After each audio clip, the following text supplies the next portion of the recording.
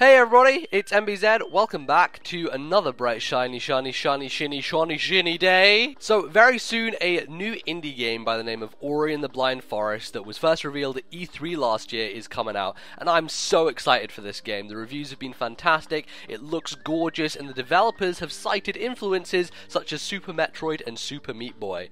Count me in, ladies and gentlemen, I'm so down for it. Of course, one of the reasons I really am excited for this game is because it's a MetroidVania.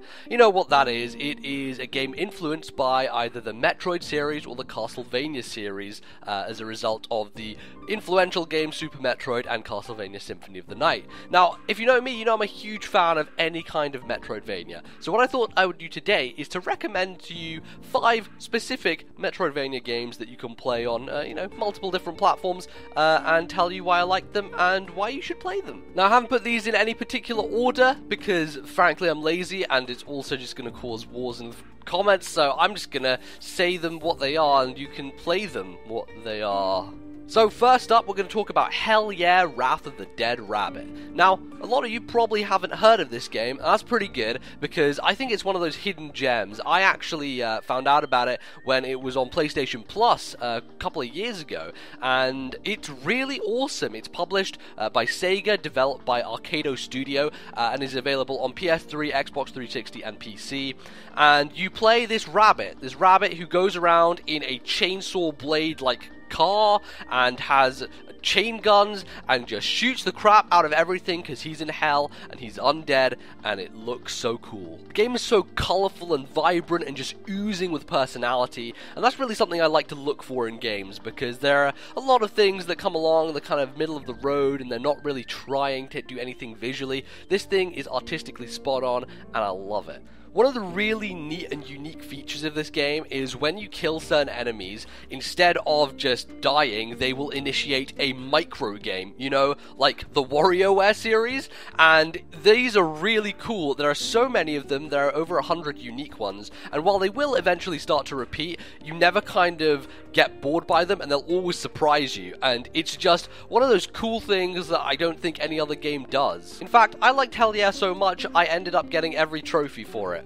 Which, it didn't take that long, but I liked playing it, so I kept playing it, and I don't know, man, it was great. Next up is Arkham Origins Blackgate. Now, this is a game developed by people who used to work on the Metroid Prime series. Former retro developers formed their own studio, Armature, and they made this game initially for the PlayStation Vita and the 3DS. I played it on the Vita, but it also is now available, I believe, on the PlayStation 4, Xbox One, and the Wii U. So, if you don't own either handheld and you own a console, you can still get access to it. Oh, PC as well. A lot of people kind of criticized this game when it came out because the map was 2D and the gameplay had this kind of 3D element to it because you were moving through corridors and stuff on a 3D plane, and it made it kind of hard to navigate and get around.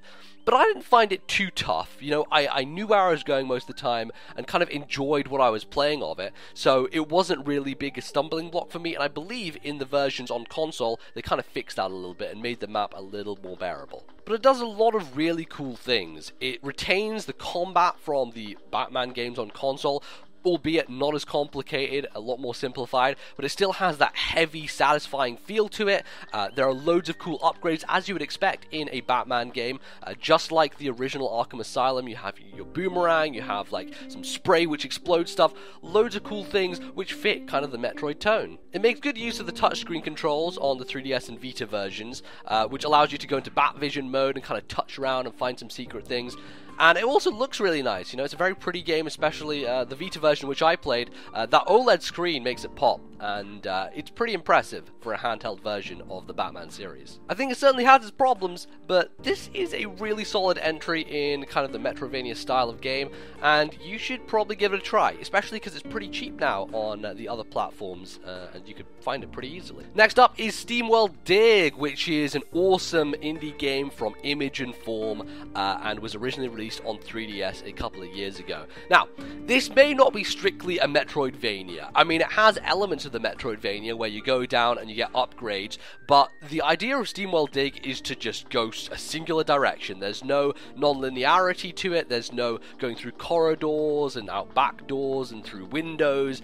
You're digging. You're a little robot, you have an axe in your hand, and you just go down, you just chop to the ground. The game is more, I feel like, about upgrading your equipment as you further make money and gold from the ore that you mine, and go back up to the surface, make sure your lamp lasts longer, make sure you can drill even further.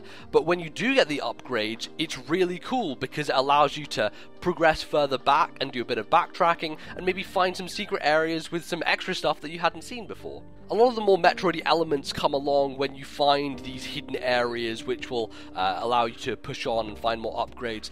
And that's, that's fine, that's an element that I really admire, but I think Steamworld Dig does more unique things, and, you may not class it strictly as a Metroidvania game, but it is one that I would recommend nonetheless, and one that is a bucket load of fun. The developers, Image and Form, are really cool guys. They've done some great interviews that I've heard in the past, and they are now working on a sequel to Steamworld Dig called Steamworld Heist, which isn't this style of game whatsoever. It looks like it's going to be a turn-based strategy game, and that has me really excited. I know that it's always great when people do sequels, but when a studio challenges themselves, goes out of their genre and does something different, it could also turn into great things. So, looking forward to that. Keep an eye on Image and Form. They're one to watch out for. Next up is Outland, an Ubisoft published game that was released on PS3 and 360 and recently on PC, although I played it via PlayStation Plus a couple of years ago, similar to Hell Yeah. Now, Outland is really, really cool. It is by the studio Housemarque, who you'll probably know for things like Resogun, which was one of the best launch titles on the PS4 and still probably one of the best games on PS4 to date. They made a cracking Metroidvania style game. The main mechanic, or hook should I say, of Outland is that you can switch between two planes. You can either switch to blue or red, and these two colors basically manipulate what you'll be able to phase through and what enemies you'll be able to defeat. The game looks like a bullet hell shooter, but in a platformer style game. And it's really cool because a lot of the puzzles and action and platforming involves you having to switch your color as you pass through different beams and different bullets that are flying across the screen. If you're the color blue, then any blue shots will not affect you, but you'll be hurt by red ones, and vice versa. So you get to these sections where there are just like raining bullets, and you'll have to run through, switching as you go. It's really cool, it's really elegant, and just fantastic overall. And last, but certainly not least, Guacamelee. Now, I did say I wasn't listing these, but I have to say, Guacamelee is probably my favorite indie Metroidvania out there. And for good reason. It's developed by Drinkbox Studios, the guys who made Mutant Blobs Attack, which is a really cool kind of Katamari Damacy style game, and also working on a brand new game called Severed for the PlayStation Vita. These guys are phenomenal. They have made a game in Guacamelee that is a homage to Metroid in so many cool ways, but also so unique in its own right. It kind of has a similar feel to Outland in a sense because you are switching between planes. You're this masked luchador who basically gets killed at the start of the game and then basically travels through life by switching between two worlds, the world of the dead and the world of the living. And these two worlds obviously have different elements to them when you're platforming through these stages and through the world that you're exploring. The power-ups you get are awesome because not only are they used for combat, but you can also use them in the air. You'll get punches and headbutts and uppercuts that will not only, do horrible damage to your enemies, but will also give you momentum through the air so that when you're puzzling and platforming your way through those areas, you can use them in multiple different ways. That's something that I love in games. When you take something that is used for one thing and attribute it many different facilities, I'm down. I'm so down because it's a smart and interesting design ethos. And Guacamelee is really hard as well.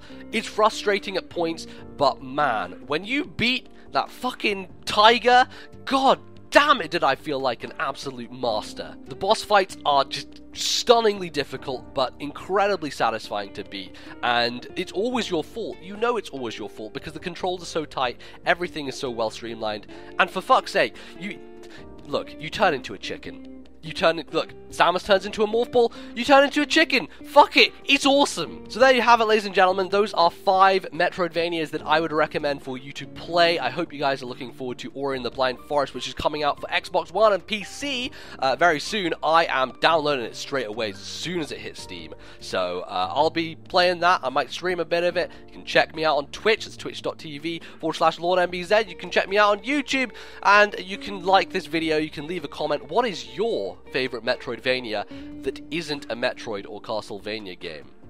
It's a challenge for you. Let me know in the comments. Let me know what you think of this video, and I will see you next time with another one. Thanks very much for watching. Goodbye.